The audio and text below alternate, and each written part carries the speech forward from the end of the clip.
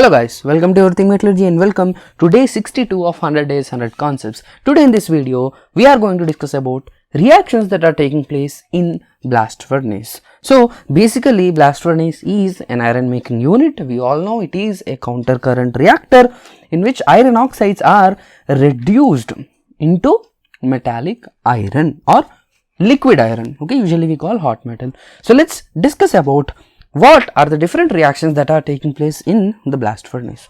So the first important reaction is the reduction of the ore, reduction of the iron ore by CO gas. It is also called as my indirect reduction. Okay, it's also called indirect reduction. Why it is called indirect? So it's nothing but by the fact that the reaction is between a solid and a gas, right? So we have three step reactions that will be taking place, right? So we have 3 Fe2O3, which is my hematite ore, which I have charged. It reacts with CO to give you magnetite plus CO2, and this magnetite is also unstable. Okay, because we are having a pretty high temperature inside the blast furnace, so this will convert something into FeXO. Actually, it's not feasible to write FeXO in a stoichiometric reaction, so usually people will remove this. So you can also write FeO, but it's called woostite, okay, which is an oxygen deficient non-stoichiometric compound. So basically it is FeXO, where X lies in the range of about 0.8 to 0.94.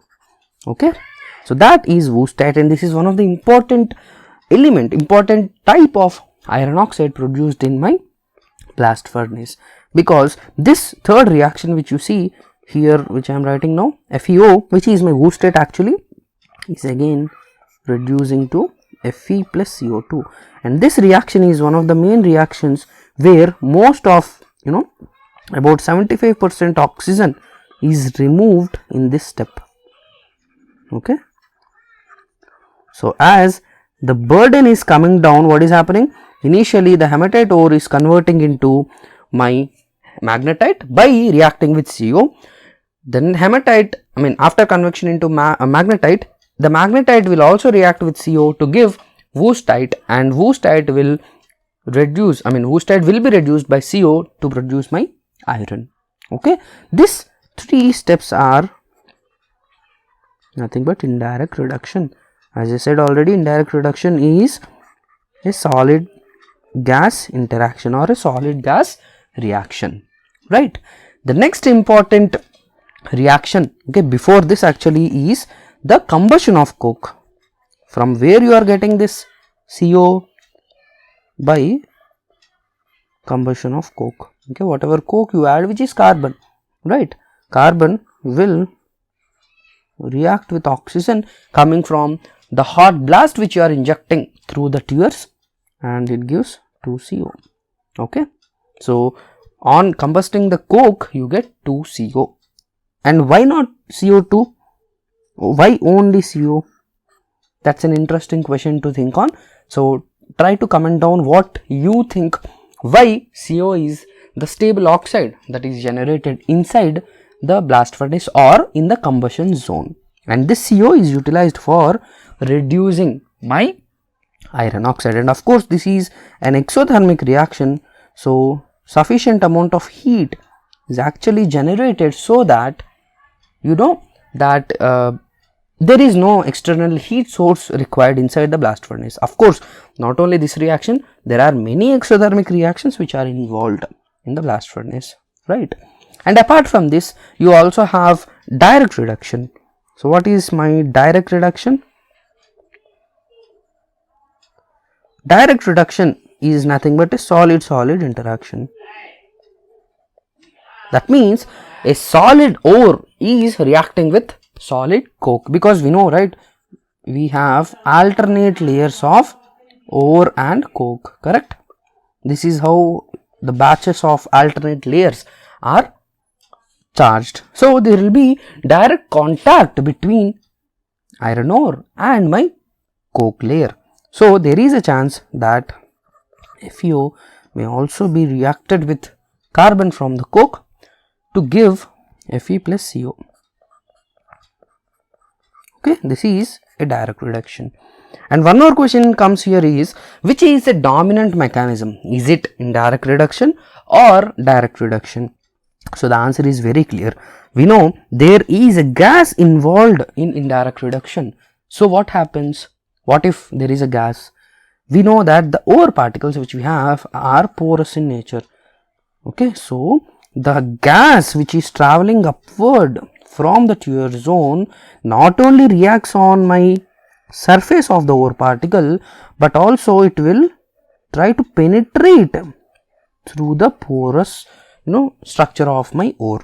Whereas what happens here in direct reduction, you see that let's say this is my coke layer and this is my ore layer. So the contact, the reaction area is limited to only this much where they are just meeting. Whereas in indirect, okay, this is indirect and this is direct. So in indirect, what is happening?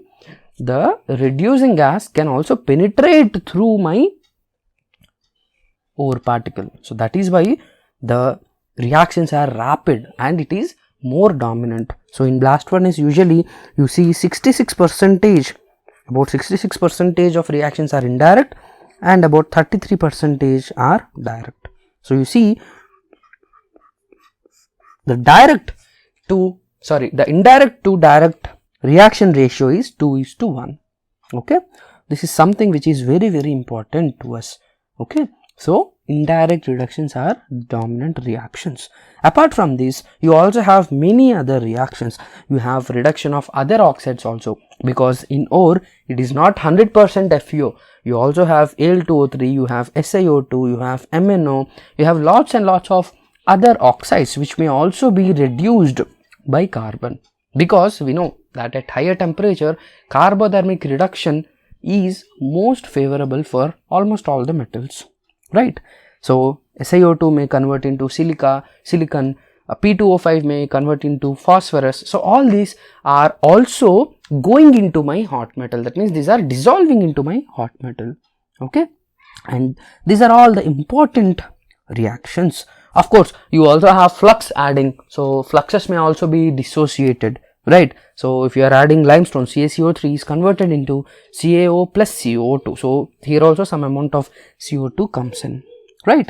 So these are all the different reactions that you find, and I have covered two of them which are important steps of reducing iron ore. One is indirect reduction and the other is direct reduction. And of course, we also saw the combustion of coke, which is the source of heat and the reducing agent, right? So yeah, that's it for this video. I hope you like this video. So if you like it, please hit the like button and also share with all the GATE Metallurgy aspirants, and also do visit everythingmetallurgy.com in order to enroll under us for one of the best GATE mentoring program for metallurgy aspirants. So that's it from my side, guys. Thank you. Thanks for watching. Meet you tomorrow with one more interesting concept.